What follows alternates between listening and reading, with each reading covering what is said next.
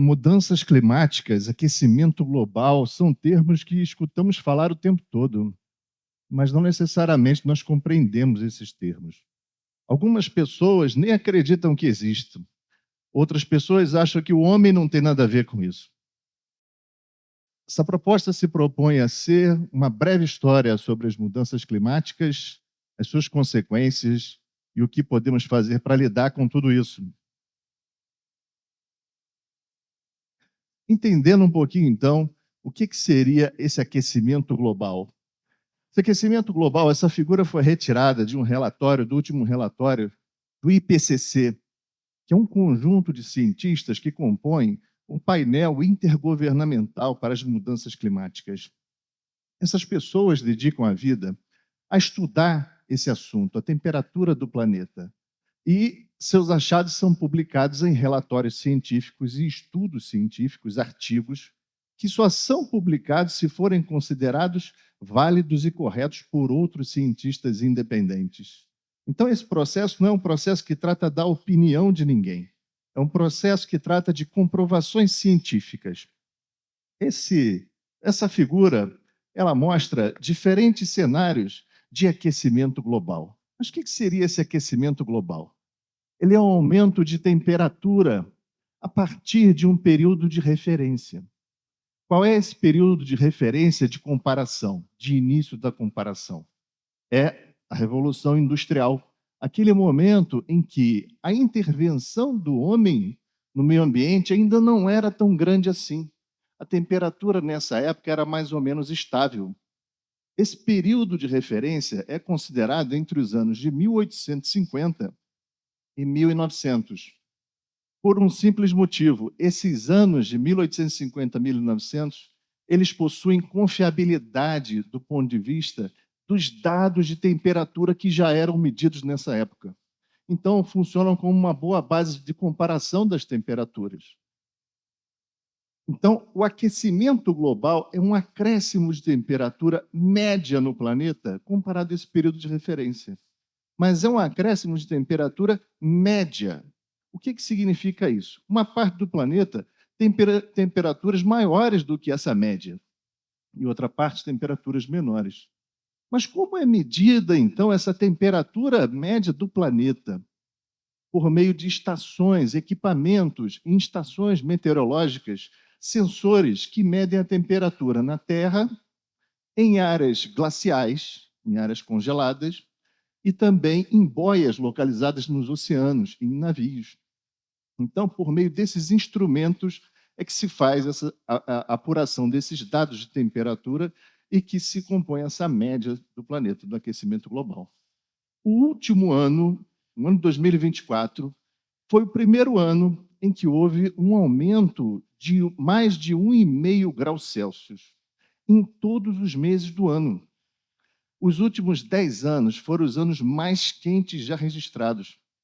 Então, tudo isso leva a gente a crer que nós já atingimos esse aumento sustentado de mais 1,5 graus. Seria aquele primeiro cenário de planeta ali.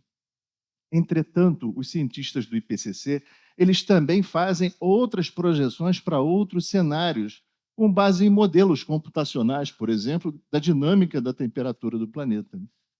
Então, esses outros cenários, o mundo a 2 graus Celsius, a 3 graus Celsius e a mais 4 graus Celsius, na média, eles representam variações muito grandes. Porque uma variação na média representa uma variação nos extremos muito grande. Então, só para vocês terem uma ideia, um cenário de 2 graus Celsius, nós estamos falando de impactos da ordem de perdas de algumas espécies, a savanização da floresta amazônica, a perda daquela característica de vegetação da floresta para uma vegetação mais simples, uma savana. Outras implicações também relacionadas, todas elas, a algum aumento de vulnerabilidade do ecossistema em que vivemos.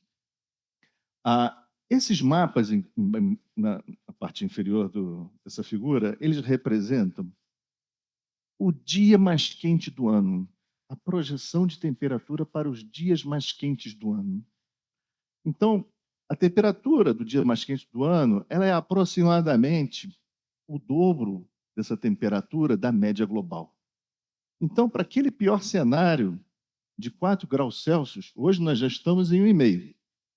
Aquele pior cenário de 4 graus Celsius, de aumento na média, representa um aquecimento nos dias mais quentes do ano da ordem de 7 graus, 8 graus Celsius. Nós estamos falando de um verão, ao invés de ser um verão com temperaturas de 40 graus, o verão com temperaturas da ordem de 47, 48 graus. Ok? Hoje, esse aumento está aqui. Uma série de medidas têm sido propostas no sentido de frear esse avanço. E essa é a dificuldade maior. Elas continuam aumentando. Esse aumento de temperatura continua crescendo. Atualmente, a projeção do IPCC para a temperatura média global do acréscimo em 2100, no ano de 2100, no final desse século, se não for feito nada, se continuar as coisas como estão, na verdade, no ritmo em que estão, tanto a parte de medidas de mitigação quanto a parte de emissão de gases de efeito estufa, nós estamos falando de um acréscimo médio de 3,2 graus Celsius. Isso implica em um aumento muito grande, por exemplo, de precipitação nas áreas que já são propensas à precipitação. E como isso afeta o clima? O clima do planeta ele é afetado na medida em que o aumento da temperatura ele afeta, por exemplo, a evaporação da água, aumenta muito a evaporação da água, aumenta muito a dinâmica atmosférica dos ventos, das frentes, das massas de ar, aumenta também a interação com as correntes marinhas, altera as correntes marinhas. Então, tudo isso mexe muito com o clima do planeta. Então, o aquecimento global está diretamente interligado com as mudanças climáticas ou as alterações climáticas. E quais são as causas, como já foi dito aqui? Emissão de gases de efeito estufa, concentração de gases de efeito estufa na atmosfera. E essa figura mostra o acréscimo dessa temperatura para os anos, desde o período de referência pré-industrial até 2019. Em 1950, não sei se vocês conseguem ver, você tem um acréscimo muito acentuado nessa temperatura, fruto da urbanização, fruto da poluição também das empresas, da emissão de gases de estufa pelas indústrias. E aqui, o efeito que todos conhecemos, não é? O efeito estufa, o tal do efeito estufa. O que é isso? Um carro, por exemplo, na medida em que deixamos o carro estacionado e exposto aos raios do sol e os vidros estão fechados, o interior do carro aquece muito. É algo parecido com o que acontece na atmosfera, os efeitos dos gases de efeito estufa, o aumento de temperatura devido a esse efeito. Quais são as consequências? Conhecemos bem quais são as consequências. Aumento dos extremos climáticos, inundações, deslizamentos, períodos também de estiagem, secas, incêndios florestais. Bom, em relação aos desastres, os eventos por si só, adversos, climáticos, eles não são suficientes para provocar um desastre. Então, nós precisamos de 3 fatores para isso, que é o perigo. O que é o perigo? É a ameaça acontecendo. O que é a vulnerabilidade? É o nosso sistema exposto, de alguma maneira, poder ser afetado por aquela ameaça. Então, enquanto a ameaça é uma inundação, a vulnerabilidade é a nossa capacidade de sofrer danos quando uma inundação nos atinge. E a exposição, quer dizer, estamos na linha de ação daquela ameaça. Essas 3 coisas precisam acontecer para os danos se materializarem, ou seja, para os desastres ocorrerem. Isso aqui é como tratar o problema do início ao fim. É o ciclo da gestão integral do risco de desastres. É a prevenção, que é evitar que o risco se instale, é a mitigação de riscos, que é trabalhar com o enfraquecimento do risco, a redução do risco. A resposta, que é ficar preparado para uma emergência se ela acontecer, e para a recuperação resiliente, que é recuperar para melhor, reduzindo o risco. E como se proteger nas horas críticas? Todos nós queremos nos proteger nas horas críticas. Precisamos das informações adequadas e no momento adequado. Então, precisamos saber qual é a ameaça que vem, a que horas vem, qual é a magnitude da ameaça, quais são os locais seguros mais próximos, quais são os caminhos seguros que podemos percorrer. Então, essa figura foi retirada do mapa interativo da Defesa Civil de Petrópolis, que é uma boa prática da Defesa Civil, que mostra as áreas de risco, mostra também as rotas de fuga, mostra pontos de apoio. É uma boa prática da Defesa Civil de Petrópolis. E quais foram as lições aprendidas em Petrópolis? Em 2023, eu fiz um trabalho aqui em Petrópolis, junto com o Ministério Público do Estado do Rio de Janeiro, com a Defesa Civil de Petrópolis e com a Rede Serra. E foi um trabalho muito gratificante. Por meio desse trabalho, nós fomos até algumas comunidades e procuramos entender o que funcionava, o que não funcionava, no sentido de melhorar. A Defesa Civil de Petrópolis é uma das mais bem preparadas do Brasil.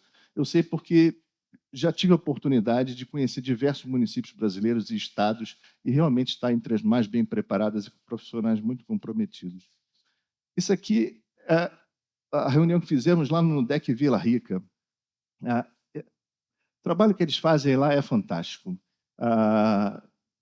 Uma dificuldade bastante grande, conseguiram mobilizar a comunidade e trabalharam com um sistema de apitos e megafones para avisar, mobilizar aquela comunidade naquele momento do alerta.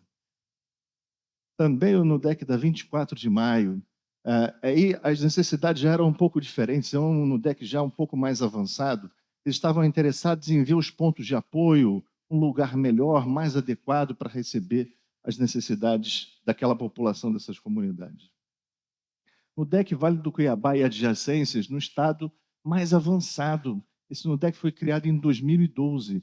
Eles até ajudaram uma empresa a fazer um aplicativo para reduzir o risco de desastres, de monitoramento e alerta. Então, realmente, são pessoas muito comprometidas. Essas estruturas dos NUDECs, elas são os núcleos comunitários de proteção e defesa civil. É a organização das comunidades para o momento da emergência. A função desse grupo de voluntários é orientar as pessoas, por exemplo, a desocupar suas residências, a se deslocar até o ponto de apoio. E quais são as rotas de fuga? A conscientizar as pessoas, trabalhar com educação também para a redução do risco de desastres. Então, essas pessoas que trabalham nos NUDECs têm uma importância absolutamente fundamental e essencial para o desempenho do sistema. Mas é claro que há muitos pontos a melhorar. Esse relatório mostrou, por exemplo, que precisamos de alertas mais precisos, precisamos de alertas que não errem tanto, precisamos que, durante a emergência, as pessoas continuem poder se comunicar, que elas não percam a comunicação quando acaba a luz, por exemplo, porque a internet delas depende do Wi-Fi da casa delas. Nós precisamos de uma série de melhorias nessas comunidades que são absolutamente essenciais para salvar essas vidas dessas pessoas nesses momentos. Bom, mas melhor do que eu dizer qualquer coisa, eu acho que é ouvir diretamente dessas pessoas. Eu gostaria de agradecer aos NUDECs que nós visitamos, à Defesa Civil de Petrópolis e a essas instituições por essa oportunidade de aprendizado. Então, com vocês, as vozes dos NUDECs de Petrópolis. Sou Lilian Regina, sou a Cristina Rosales, representante do NUDEC. Estou como coordenadora do NUDEC Vale do Cuiabá de Adjacência. Eu faço parte do NUDEC da 24 de maio do Castelânia. Foi muito bom trazer o NUDEC para a comunidade da 24 de maio. Preparar a nossa comunidade para qualquer evento que tiver no nosso bairro. A gente só chegou onde nós chegamos hoje, em 2025, porque tivemos apoiadores. Senão, não teríamos chegado até aqui. O mundo, o planeta, não tem como fazer um puxadinho. E nós é que temos que criar as nossas metas, os nossos objetivos para evitar qualquer problema para nós.